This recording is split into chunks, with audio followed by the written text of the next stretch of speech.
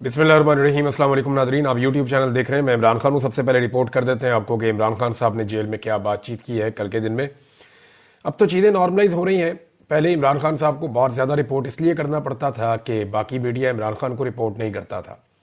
लेकिन अब अच्छी बात यह है कि आहिस्ता आहिस्ता जो तमाम मीडिया चैनल्स के सोशल मीडिया अकाउंट्स हैं वहाँ पर इमरान खान साहब को रिपोर्ट करने की इजाज़त खुली और अब पाकिस्तान के टेलीविजन के ऊपर भी खुलकर इमरान खान साहब का नाम लिया जा रहा है।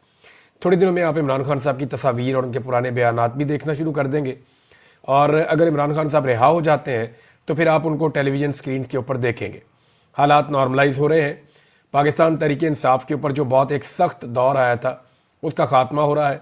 इस जमात ने साबित किया है कि ये फस्तायत के सामने, जबर और जुल्म के सामने हार इसने नहीं मानी, बल्कि ये डट कर खड़े हो गए। नॉर्मली पॉलिटिकल लोग हारते नहीं होते, ये एस्टेब्लिशमेंट को ही हारना पड़ता है, लेकिन ज़्यादातर पॉलिटिकल लीडरशिप जो है वो कंप्रोमाइज़ कर लेती है। यहाँ इमरान खान साहब ने उस लेवल का कंप्रोमाइज़ नहीं किया। इमरान खान साहब को जो बड़ा मसला है पाकिस्तान की खातिर, देखें ना, बंदे मरवाने के बाद कौन मुज़ाकरात करता है? जिस पॉलिटिकल पार्टी के बंदे शहीद हो जाए ना, वो फिर मुज़ाकरात नहीं कर रही होती। उसको तो मौका मिल जाता है कि वो हर लेवल के ऊपर दीवार के साथ लगा देती है हुकूमत को और इदारों को। लेकिन इमरान खान साहब ने for the sake of this country अपने मुश्किल तरीन वक्त में, जब उनके कारकुनों को शहीद किया गया, उसके बाद उन्होंने मुज़ाकरात की बात की और वो मुज़ाकरात कर रहे हैं। और वो ये कहते हैं कि मुल्क की खातिर तो मैं बात करने के लिए तैयार हूं, मेरे साथ बैठो, कोई हल निकाल लेते हैं चीज़ों का। हालांकि जब 25 मई हुआ था 2022 में, जब बहुत टार्चर हुआ था इमरान खान साहब की पार्टी के ऊपर, बड़ा जुल्म हुआ था, तो उस वक्त भी इमरान खान साहब ने एक बात कही थी। तब भी उन्होंने कहा था मुज़ाकरात करने के लिए मैं तैयार हूं। नवाज शरीफ को मिलकर कुछ सहाफ़ी आए थे सीनियर, इमरान खान साहब के पास प्रपोजल लाए थे, लेकिन वो मियाँ साहब की तरफ से नहीं थी। वो खुद से एक एफर्ट कर रहे थे कि जी फौज के रोल को महदूद किया जाए। तो इमरान खान साहब ने कहा था जी ठीक है, 3 चीज़ों के लिए तो मैं रेडी हूँ।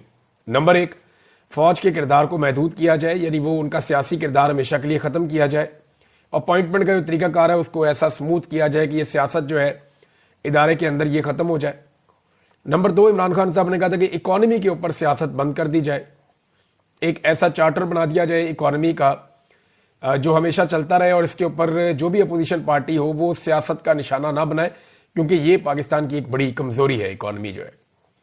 लेकिन फिर इमरान खान साहब ने 2 और चीज़ें भी रखी थी। एक तो उन्होंने कहा था कि इलेक्शन का एक तरीकाकार तय कर लिया जाए, साफ और शफाफ इलेक्शन पाकिस्तान में होना चाहिए, इसको यकीनी बनाया जाए ताकि आइंदा होने वाले इलेक्शनों के ऊपर कोई उंगली ना उठाए। और चौथी बात इमरान खान साहब ने इजाफी कही थी, उन्होंने कहा था जी फिर कोई एनआरओ जो है वो नहीं होगा, यानी इसके अंदर कोई एनआरओ शामिल नहीं होना चाहिए। इन उसूली चीज़ों के ऊपर मैं बात करने को तैयार हूं। लेकिन फिर ये ऑफर जो है वो जो हुकूमती जमातें हैं वो इसके ऊपर दे, तो मैं बतौर अपोजिशन लीडर, मुझे कोई एतराज़ नहीं है। मैं आज अपोजिशन में हूं लेकिन मुझे कोई एतराज़ नहीं है, मैं इसके लिए काम करने के लिए तैयार हूं। अब नादरीन, इमरान खान साहब की रिहाई तो इन्हें करनी पड़ेगी, ये जो मर्जी कर ले। आज नहीं करनी पड़ेगी, कल करनी पड़ेगी।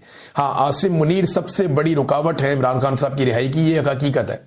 कोई अदालत इमरान खान साहब की रिहाई के लिए रुकावट नहीं है, कोई इदारा इमरान खान साहब की रिहाई के रास्ते में रुकावट नहीं है। सिर्फ इमरान खान और कोई हुकूमत इमरान खान साहब की रिहाई के रास्ते में रुकावट नहीं है, सिर्फ आसिम मुनीर साहब इमरान खान साहब की रिहाई के रास्ते में रुकावट है। और ये चंद लोग हैं जो रिहाई नहीं होने दे रहे, वरना इमरान खान साहब रिहा हो जाते अब तक। कोई कानूनी नुक्ता नजर से तो उनको कैद में रखा नहीं हुआ, ये तो उनके बदतरीन मुखालिफिन कहते हैं इमरान खान साहब के। पूरी दुनिया में हर जगह पे वो कहते हैं कि जनाब इमरान खान जो है वो इसलिए जेल में नहीं है कि वो गुनाहगार है, वो इसलिए जेल में है कि एस्टेब्लिशमेंट से उसकी लड़ाई है। और आसिम मुनीर नहीं छोड़ेंगे इमरान खान को, लेकिन छोड़ना तो पड़ेगा, ये आज नहीं तो कल छोड़ना पड़ेगा। और ये मुझे ऐसा लगता है कि आनन फानन सब होगा और उन्हें छोड़ना पड़ जाएगा। और 2024 के इलेक्शन में जिसने गंद मारा है ना 2024 के इलेक्शन में, उन सब का एहतसाब होगा, उन सबको एक दिन जवाब देना पड़ेगा। ये जितने अफसर हैं या सरकारी मुलाजिम हैं जिन्हें बड़ा शौक है ना सियासत करने का, ये सारे आपको मुस्तकबिल में रायवंड के बाहर या बिलावल हाउस के बाहर बैठे हुए आपको नजर आएंगे और इनकी कोई औकात रह नहीं जाएगी। आज यानी आप अंदाजा कर दें इमरान खान को इर्रेलीवेंट करते करते ये कहां पहुंच गए। आज अब तहरीके तहफ़्फ़ुज़ आईन पाकिस्तान वाले पंजाब जाना चाह रहे हैं, उन्होंने जीटी रोड के रास्ते जा रहे हैं। 4 साल गुजर गए इनको रिजीम चेंज ऑपरेशन किए हुए, लगभग 3.25 साल हो गए।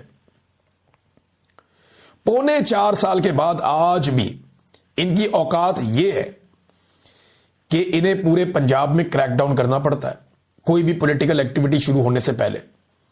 ये अब तक लोगों के दिल में जगह नहीं बना सके, ये अब तक लोगों के बीच में पेनिट्रेट नहीं कर सके, इनकी औकात ही नहीं बची, ये कर ही नहीं पाएंगे, इनसे होगा ही नहीं और ये नहीं कर पाएंगे। ये सबको समझ आ गई है, इनके जाने का वक्त है। आप समझें, आप ये आज नहीं तो कल चले जाएंगे, क्योंकि एक चीज भी ये नहीं संभाल सके इस मुल्क की, यानी जिन लोगों को लाया गया जाली फॉर्म 47 के ऊपर, वो लोग बिल्कुल नालायक, निकम्मे और नखट्टू साबित हुए, नाअहल साबित हुए। वो वैसे तो इलेक्शन नहीं लड़ सकते थे, पब्लिक में भी फारिग हो गए, लेकिन उन्होंने कोई एक काम करके नहीं दिया इस मुल्क के अंदर, अवाम के अंदर वो थोड़ी सी भी जगह नहीं बना पाए। इमरान खान साहब ने जेल से बैठ के एक शख्स को कहा कि ज़हनी मरीज है, पूरा निजाम साबित करने पे तुला हुआ है कि हां वो वाकई ज़हनी मरीज है। रोजाना कोई ना कोई ऐसा काम कर देते हैं जिसमें पूरा निजाम ये गवाही देता है कि इमरान खान ने जेल से बैठ के जो कहा वो ठीक कहा।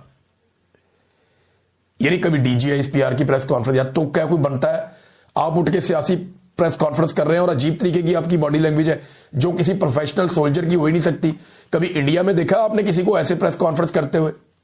कभी बांग्लादेश में देखा किसी फौजी को ऐसे प्रेस कॉन्फ्रेंस करते हुए? कभी आपने अमेरिका में, यूरोप में, बर्तानिया में, इवन आपने कभी यहां पे ईरान के अंदर देखा है ऐसी प्रेस कॉन्फ्रेंस करते हुए? कोई डेकोरम होता है, कोई रिस्पेक्ट होती है, कोई एक सोल्जर की बॉडी लैंग्वेज होती है। आजरबाईजान की मिसाल ले लें, आप दुनिया के किसी मुल्क की मिसाल ले लें, कहीं पे आपको इस किस्म का कोई फौज का तर्जुमान आपको प्रेस कॉन्फ्रेंस करता हुआ नहीं दिखेगा जैसी प्रेस कॉन्फ्रेंस ओपन पाकिस्तान के अंदर हो रही है। बहरहाल ये टके का काम नहीं कर सके और अब एक दूसरे पे मड स्लाइडिंग, यानी हम तो गंदे हो गए, दूसरों को भी गंदा करो, और दूसरों को गंदा करने का सबसे आसान तरीका यह होता है कि उसको फंसाओ। आज भी इनकी ये औकात है कि इमरान खान साहब के एक स्टेटमेंट से या एक बात से ये इतने खौफजदा हो जाते हैं और पल्ले इनके कुछ नहीं है। इन्होंने पाकिस्तान की हालत क्या की है, ये पौने 4 साल जो है ना, ये नाकामी की एक दास्तान है। पॉलिश के अलावा इन्होंने हर शोबे के अंदर बदतरीन कारकर्दगी दिखाई है।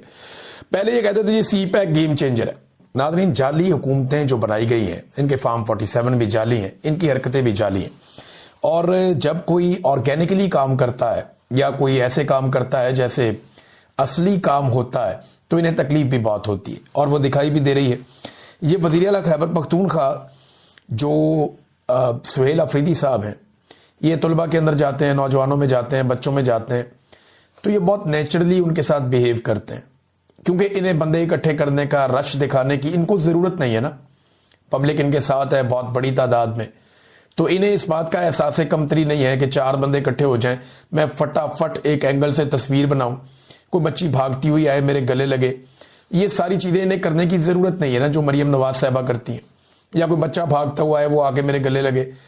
इन्हें ये करना नहीं पड़ता, लोगों के जज्बात है, लोग मिलते हैं, लोग रोना शुरू हो जाते हैं। मुझे यहाँ ओवरसीज मिलते हैं, वो यहाँ रोते हैं लोग इमरान खान के लिए, पाकिस्तान के लिए। वो हमेशा ये कहते हैं कि पाकिस्तान की जो मिलिट्री एस्टेब्लिशमेंट है वो हमारे ऊपर, पाकिस्तानियों पे बहुत जुल्म कर रही है।